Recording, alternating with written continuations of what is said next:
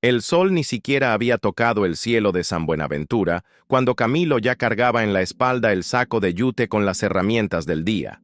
Sus manos pequeñas, demasiado callosas para tener apenas 9 años, sostenían con firmeza la azada, como si de ella dependiera alguna forma de supervivencia. En el patio seco de sus tíos, donde ni siquiera crecía maleza, el niño cavaba hoyos para sembrar maíz que nunca germinaba.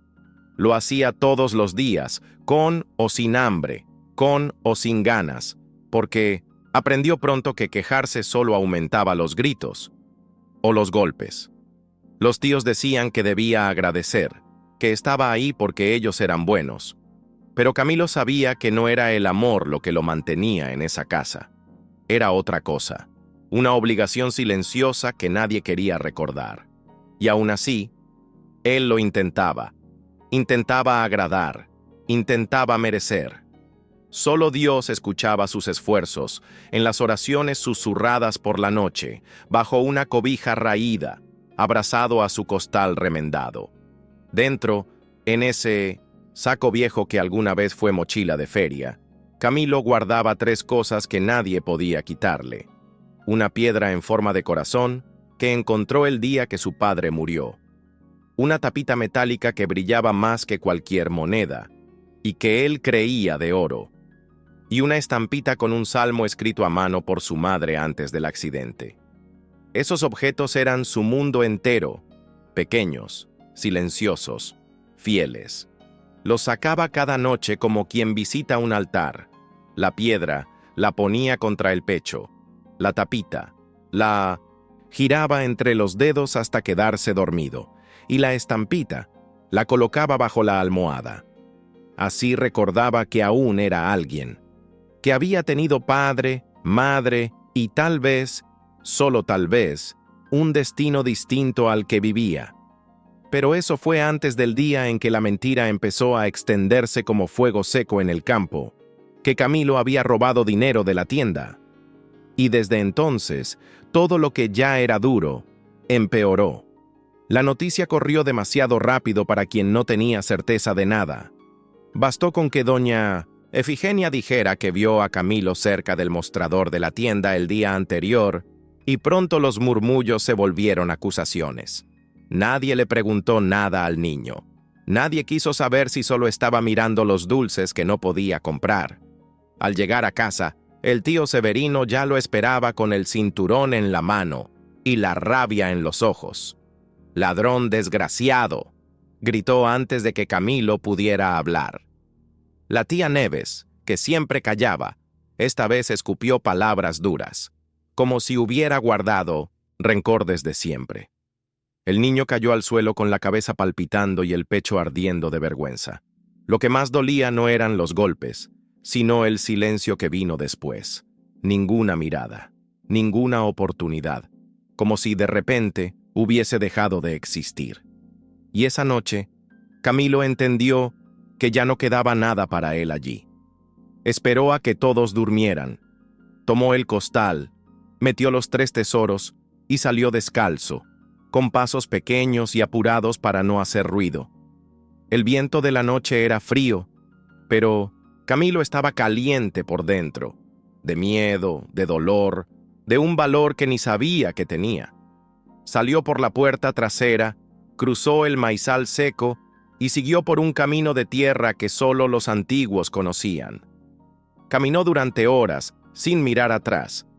El cielo estaba limpio, lleno de estrellas, como si intentara consolar a ese niño que no sabía a dónde iba. No pensaba mucho, solo caminaba. Tenía un nudo en la garganta y un salmo en la cabeza.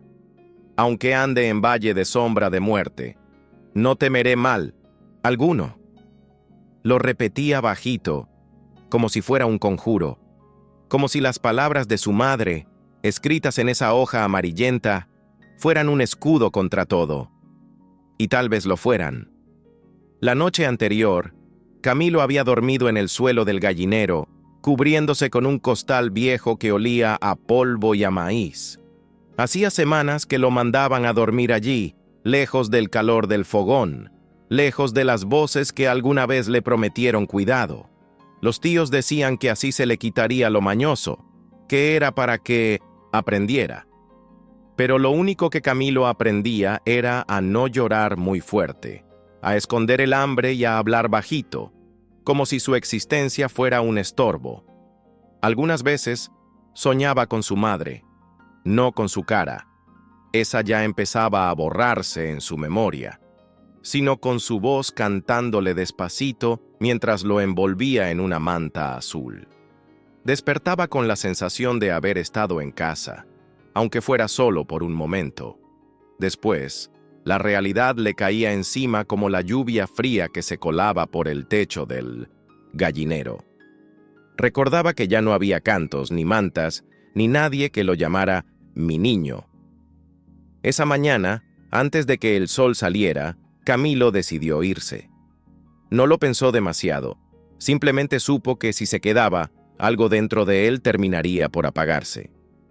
Amarró sus pocas cosas en el costal y se escabulló por la cerca trasera, la misma que cruzaban los perros flacos del vecino.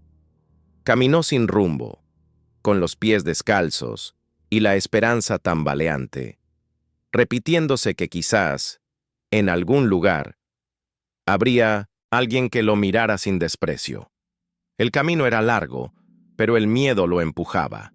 Cada vez que escuchaba una voz a lo lejos, se escondía entre los matorrales. No quería que lo regresaran. No quería volver a escuchar que no servía para nada.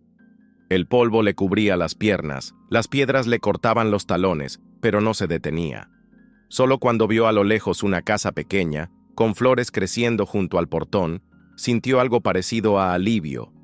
Tal vez allí podría descansar un poco. Ya casi amanecía cuando Camilo divisó la cerca de madera torcida que rodeaba la finca de don Silvano. El viejo vivía apartado, en una casita sencilla con un gallinero en el fondo y un porche donde solía sentarse con la radio bajita. Camilo no sabía por qué sus pies lo llevaron hasta allí, pero algo dentro de él decía que sería escuchado. Don Silvano estaba encendiendo el fuego para el café cuando vio esa figura pequeña, sucia de polvo, con los ojos enrojecidos y las rodillas raspadas. No, preguntó nada de inmediato. Solo abrió la puerta y dijo: «Entra, niño». Camilo dudó por un segundo. Luego entró, con el costal apretado contra el pecho. Se sentó en el banco de la cocina sin decir palabra. El olor a pan caliente hizo que su estómago rugiera fuerte, y por primera vez en días alguien le sonrió. Una sonrisa sin apuro, sin obligación. Don Silvano conocía esa mirada. Ya la había visto en los ojos de quienes volvían de la guerra, o de los que lo habían perdido todo. Sirvió el café y colocó un trozo de pan en el plato del niño. Camilo comió despacio, como quien no quiere parecer desesperado, pero lo estaba. Solo después de unos minutos, el viejo preguntó en voz baja: «¿Fue Severino?». Camilo asintió con la cabeza, sin levantar los ojos. «¿Y qué te hicieron ahora?». El niño se encogió de hombros, pero los ojos se llenaron de lágrimas que luchaba por no dejar caer. Don Silvano guardó silencio. Se levantó despacio, fue hasta una caja vieja en el cuarto y volvió con un sobre amarillento. «Camilo, tu padre era mi amigo, y antes de morir me dejó esto. Debí habértelo entregado hace tiempo, pero no sabía si era el momento». Entonces colocó el sobre frente al niño con una mezcla de culpa y alivio en los ojos cansados. Camilo miró el sobre con desconfianza. Era la primera vez que alguien decía algo bueno sobre su padre desde que murió. Sus manos sucias tocaron el papel con cuidado, como si pudiera romper algo sagrado. Dentro había un contrato de compraventa de tierras, fechado hacía 9 años, con la firma de su padre y un detalle que el niño no entendía bien: una cláusula de herencia directa en caso de fallecimiento de los propietarios. Don Silvano explicó con palabras simples: esa tierra donde Camilo vivía y trabajaba, esa casa donde recibía golpes y dormía con miedo, le pertenecía legalmente. Sus padres la compraron antes del accidente y confiaron al viejo la guarda del documento, esperando algún día construir una vida allí. Pero la vida fue demasiado corta y los tíos demasiado listos. Camilo tardó en entender. Pensó que había oído mal. ¿Es mía?, preguntó con la voz quebrada. Don Silvano solo asintió. El viejo agricultor se levantó y sacó del armario una carpeta de plástico, de esas donde se guardan papeles importantes. Vamos al registro hoy mismo. Ya es hora de que alguien diga la verdad en este pueblo. Camilo se quedó quieto, sin saber si llorar o dar las gracias. La sensación era extraña, como si alguien hubiera abierto una puerta que él ni sabía que existía. Por primera vez, sintió algo parecido al alivio, una esperanza tímida que se asomaba desde ese pecho pequeño y dolido. Don Silvano le pidió que se bañara en el lavadero del fondo. Eligió una ropa limpia, vieja, pero lavada, y le peinó el cabello con la delicadeza de quien cuida una plantita herida. Cuando Camilo salió, parecía otro niño, más liviano, más firme en sus pasos. Aún con miedo, sí, pero ahora con algo que antes no tenía. Un lugar al cual volver. El camino. Hasta el registro era largo y polvoriento, pero don Silvano insistió en ir a pie, al lado de Camilo. No era solo un trámite, era casi una procesión de rescate. En el camino pasaron por algunas personas del pueblo, que los miraron raro, murmuraron. Algunos intentaron saludar al viejo, pero él solo respondió con un gesto seco. Camilo, por instinto, bajaba los ojos, aún sintiendo la vergüenza pegada a la piel. Pero don Silvano le sostuvo el hombro con firmeza y dijo: «Levanta esa cabeza, niño. Tú no robaste nada. Y hoy van a saberlo». Al llegar al registro, el encargado, que conocía a don Silvano desde joven, los atendió sin demora. Cuando el contrato fue registrado a nombre de Camilo, el viejo respiró hondo, como si se quitara un peso de muchos años. Camilo solo observaba, intentando entender todo, pero había una pequeña sonrisa en la comisura de sus labios. La primera en mucho tiempo. A la salida, don Silvano hizo un desvío intencional por el frente de la casa de los tíos. Se detuvieron ante el portón de madera, y Camilo sintió el estómago revolverse. Severino estaba sentado a la sombra, con el sombrero cubriéndole los ojos, hasta que notó su presencia. Se levantó despacio, desconfiado. Al ver el sobre en manos del viejo y al niño limpio y erguido, su expresión cambió. «¿Qué hacen aquí?», gruñó. Don Silvano fue directo.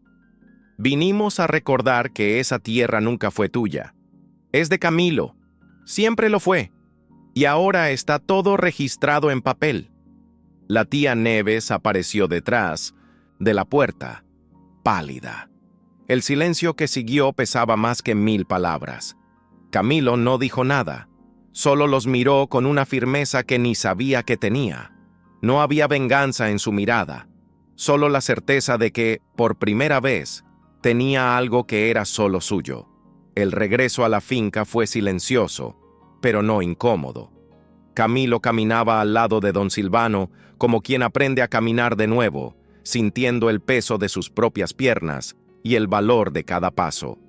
Al llegar, el viejo señaló el porche y dijo: «Esta casa es tuya ahora, pero si quieres, podemos compartir el techo un tiempo, hasta que te acostumbres a la idea». Camilo miró la puerta, el marco gastado, las plantas en la esquina, y sintió algo extraño en el pecho, como si allí pudiera existir algo parecido a un hogar. No sabía decir sí con facilidad, así que simplemente dejó el costal sobre la silla y se sentó en los escalones del porche. Don Silvano entendió. Se quedaron en silencio un rato, observando el campo seco que, aún abandonado, todavía guardaba promesas de vida. Al atardecer, todo el pueblo ya comentaba lo ocurrido. Algunos con envidia, otros con asombro y unos pocos con respeto. Pero a Camilo no le importaba. Por primera vez, estaba demasiado ocupado siendo simplemente un niño. Don Silvano preparó frijoles con harina y carne seca. Camilo se lo comió todo, relamiendo la cuchara al final. Luego fue al cuarto del fondo, donde el viejo había preparado una cama sencilla, con sábanas limpias y un vaso de agua, en la mesita de noche.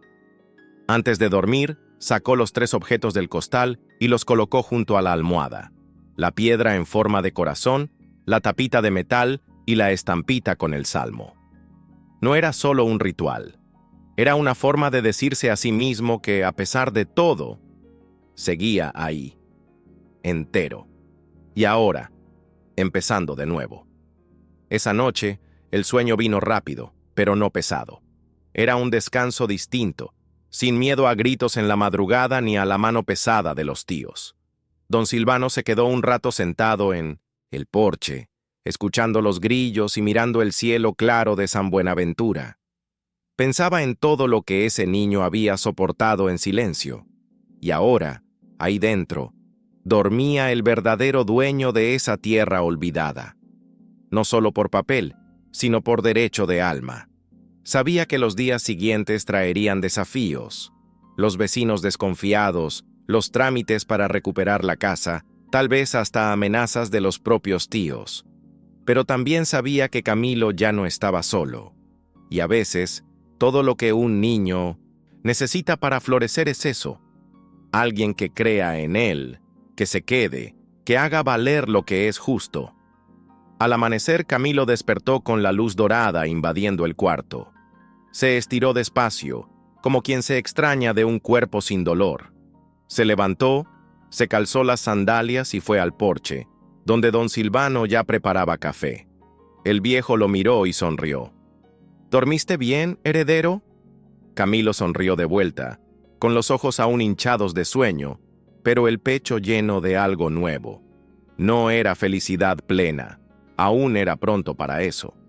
Pero era un comienzo, y en esa tierra seca por primera vez sintió que podía crecer, porque ahora él sabía, ya no era el niño olvidado del campo, era Camilo Pérez, y tenía un nombre, una historia, una casa y una oportunidad.